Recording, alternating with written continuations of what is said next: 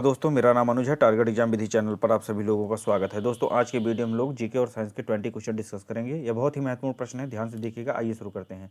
पहला प्रश्न है, निम्नलिखित में से किसे प्रोटीन की फैक्ट्री कहा जाता है? प्रोटीन की फैक्ट्री राइबोसोम को कहते हैं। गोल्गी बॉडी को हम लोग ट्रैफिक पुलिस या कोशिकाओं का यातायात प्रबंधक कहते हैं, ट्रैफिक पुलिस। माइटोकॉन्ड्रिया होता है power house of the cell, power house of the cell अर्थात कोशिका का शक्तिगृह। और लाइसोसोम आत्मघाती थैली कहा जाता है, जिसे अंग्रेजी में सुसाइड वेसिकल कहा जाता है, सुसाइड वेसिकल।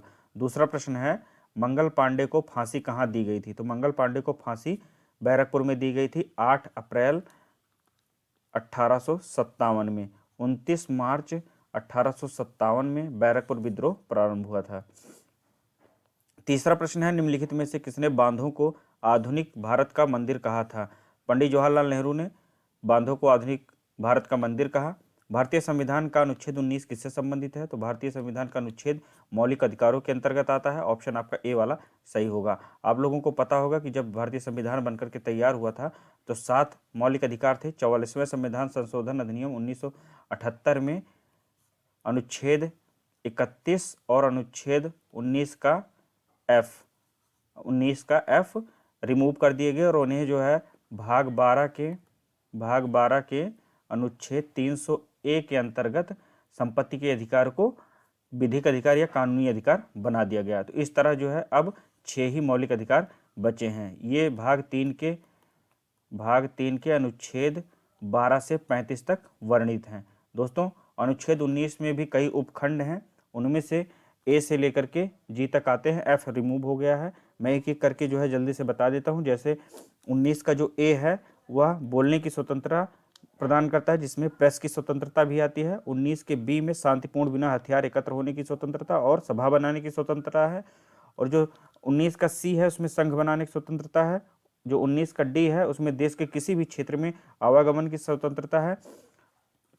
19 के ई में कहीं भी निवास करने की स्वतंत्रता है। और 19 का जो जी है उसमें कोई भी व्यापार एवं जीविका चलाने की स्वतंत्रता प्रदान करता है। पांचवा प्रश्न है, माउंट आबू एक पर्वतीय स्थल है, किस पर्वत से संबंधित है? तो यह अरावली पर्वत से संबंधित है। ऑप्शन आपका सी वाला सही होगा।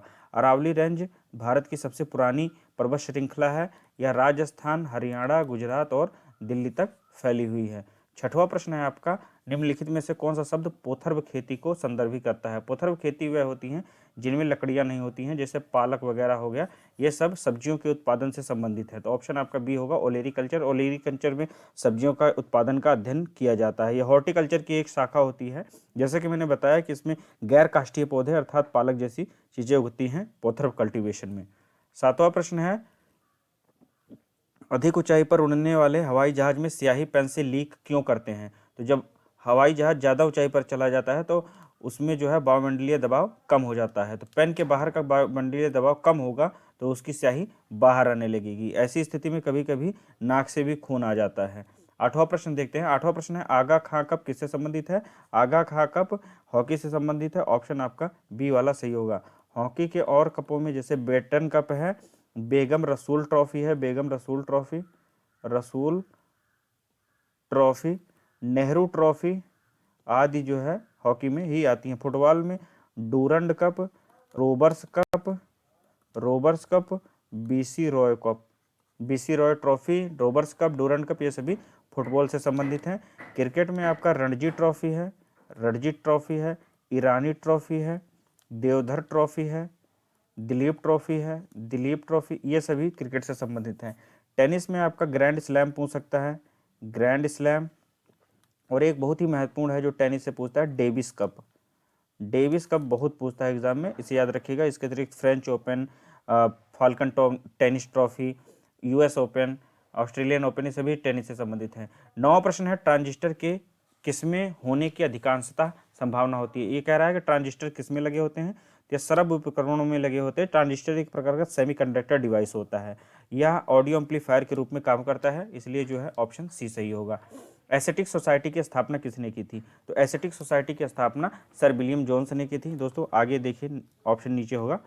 हाँ एक सेकंड, हाँ एसेटिक सोसाइटी की स्थापना, एक सेकंड, हाँ एसेटिक सोसाइटी की स्थापना सर विलियम जॉनसन ने की थी। ऑप्शन आपका बी वाला सही होगा। एसेटिक सोसाइटी की स्थापना सर 1784 में की गई थी। सर सैयद अहमद खान ने साइंटिफिक सोसाइटी की स्थापना की थी। साइंटिफिक सोसाइटी की स्थापना सर सैयद अहमद खान ने 1864 में की थी। 1864 में। आगे देख लेते हैं। एमजी रनाडे जी ने पूना सार्वजनिक सभा की स्थापना की थी। पूना सार्वजनिक सभा की स्थापना 1870 में की थी। और देवेंद्र नाथ ठाकुर ने तत्वबोधिनी सभा की स्थापना की थी। तत्वबोधिनी सभा की स्थापना 1839 में की थी। एक बार और देखेंगे हम लोग, एशियाटिक सोसाइटी की स्थापना किसने की थी? तो एशियाटिक सोसाइटी की स्थापना सर विलियम जोन्स ने 1784 में की थी, जैसे कि मैंने उत्तर बताया आपको। और सर सैयद अहमद खान ने साइंटिफिक सोसाइटी की स्थापना 1864 में की थी। पूना सार्वजनिक सभा की स्थापना 1870 में एमजी रनाडे ने की। देवेंद्रनाथ ठाकुर ने तत्वबोधिनी सभा की स्थापना 1839 में की थी। 11वां प्रश्न है, किस पदार्थ को मिलाने से कांच का रंग नीला हो जाता है? तो कांच का रंग नीला कोबाल्ट ऑक्साइड के कारण हो जाता है। ऑप्शन बी वाला सही है। तिलचट्टे के शरीर में वायु किसके द्वारा प्रवेश करती है? अर्थात कॉकरोच के शरीर में जो श्वास रंध्रों द्वारा वायु प्रवेश करती है। ऑप्शन आपका सी वाला सही होगा। श्वास रंध्रों से ही कॉकरोच सांस लेता है। नेक्स्ट क्वेश्चन पर है, प्रेरण कुंडली का आविष्कारक कौन है? प्रेरण कुंडली का आविष्कारक दोस्तों ऑप्शन आपका डी वाला सही होगा, निकोलस जोसेफ कॉलन है। ऑप्शन डी सही है। इसके अतिरिक्त मैं और भी बता देता हूं, जैसे एडविन हॉवर्ड एमरस्ट्रॉन्ग एफएम रेडियो के को बनाया था, एफएम रेडियो इन्वेंट किया था इन्होंने। जॉन बार्बर गैस टरबाइन के इन्वेंटर हैं। और एडविन बियर्ड बडिंग द्वारा दो चीज़ें बनाई गई, जैसे कि एक है लान मोवर होता है, घास कटाई की मशीन होती है, उसे इन्होंने डेवलप किया था। इसके अतिरिक्त एडविन बियर्ड मूविंग ने एक एडजस्टेबल स्पैनर बनाया था। एडजस्टेबल स्पैनर, ये एक रिंच होती है, रेंच। नेक्स्ट क्वेश्चन देखते हैं, भारत में किस राज्य में सर्वाधिक वन है? तो भारत में सर्वाधिक वन मध्य प्रदेश में पाए जाते हैं। यदि India forest status report IFSR 2021 के अनुसार देखें तो मध्य प्रदेश देश का सबसे बड़ा वन क्षेत्र वाला राज्य है। इसके बाद अरुणाचल प्रदेश आते हैं, छत्तीसगढ़, ओडिशा और महाराष्ट्र आते हैं। दोस्तों वनावरण या जो है फॉरेस्ट कवर एरिया के हिसाब से देखें तो मिजोरम पहले स्थान पर है। मिजोरम में 85.41% भाग पर पूरा वन है। यूटी की बात करें, यहीं यदि हम जो है संघ शासित राज्य की बात करें तो इसमें लक्षद्वीप आता है पहले नंबर पर, जिसका फॉरेस्ट कवर एरिया 90.33% है। इसके अतिरिक्त भारत में वन क्षेत्र में वृद्धि करने वाले राज्यों में आपका आंध्रा है, तेलंगाना और तीसरे नंबर पर आपका ओडिशा है। मैंग्रोव वनों की बात करें तो मैंग्रोव वन पहली बात तो वे होते हैं दलदली क्षेत्रों में होते हैं, तटीय क्षेत्र में पाए जाने वाले आर्द्रभूमि वाले वन मैंग्रोव कहलाते हैं। और मैंग्रोव वनों में जो मैंग्रोव वन सबसे ज़्यादा कहाँ पर बढ़े हैं? तो ओडिशा, महाराष्ट्र और कर्नाटक। नेक्स्ट क्वेश्चन देखते हैं। 15वां प्रश्न है, किस अनुच्छेद के अंतर्गत राष्ट्रीय महत्व के स्मारकों, स्थानों व वस्तुओं के संरक्षण का प्रावधान है? तो अनुच्छेद 49 के अंतर्गत राष्ट्रीय महत्व के स्मारकों, स्थानों व वस्तुओं का संरक्षण का प्रावधान किया गया है। कृषि एवं पशुपालन का संगठन अनुच्छेद 48 में वर्णित है। अनुच्छेद 50 में कार्यपालिका और न्यायपालिका का पृथक किया गया है। कार्यपालिका और न्यायपालिका को अलग किया गया है। हाँ, अनुच्छेद 40 में आपका ग्राम पंचायतों का संगठन है, ग्राम पंचायतों का संगठन है। दोस्तों मैं इसलिए जल्दी लिखता हूँ जिससे कि आप लोगों का जो है जल्दी जल्दी रिवीजन हो जाए। आप लोगों ने पढ़ा होगा, क्योंकि अगर मैं ध्यान से लिखूंगा, धीरे धीरे लिखूंगा तो बहुत लंबा वीडियो हो जाएगा 20 प्रश्नों को बनाने में। तो अनुच्छेद 48 के अंतर्गत कृषि एवं पशुपालन का संगठन है। अनुच्छेद 50 में अनुच्छेद 50 में कार्यपालिका और न्यायपालिका का पृथक्करण है। अनुच्छेद 49 में राष्ट्रीय महत्व के स्मारकों व स्थानों व वस्तुओं का संरक्षण। अनुच्छेद 40 में ग्राम पंचायतों का संगठन है। आगे देखते हैं, बाहत किस देश की मुद्रा है? तो बाहत दोस्तों थाईलैंड की मुद्रा है, इसे थाई बाहत भी कहते हैं। मंगोलिया जो है, मंगोलिया की राजधानी आपका उलान बटोर है और इसकी मुद्रा टुगरिक है, टुगरिक। जॉर्डन की जो मुद्रा है, जॉर्डन की मुद्रा को हम लोग एक सेकंड ध्यान नहीं, हाँ दिनार है, जॉर्डानियन दिनार। इसकी राजधानी आपका अम्मान है। वियतनाम की डोंग है और वियतनाम की राजधानी हनोई है। 17वां प्रश्न है, सीन नदी के तट पर बसा कौन सा शहर है? सीन नदी के तट पर फ्रांस का पेरिस बसा हुआ है। ऑप्शन आपका बी वाला सही होगा। शिकागो जो है आपका शिकागो नदी के ही तट पर बसा है। शिकागो नदी के तट पर, ये यूएसए में पड़ता है। और न्यूयॉर्क आपका जो है हडसन नदी के तट पर है। हडसन नदी के तट पर। बगदाद आपका जो न्यूयॉर्क आपका भी यूएसए में पड़ता है और बगदाद जो है टाइग्रिस नदी के किनारे है। टाइग्रिस नदी के तट पर है जो कि इराक में पड़ता है।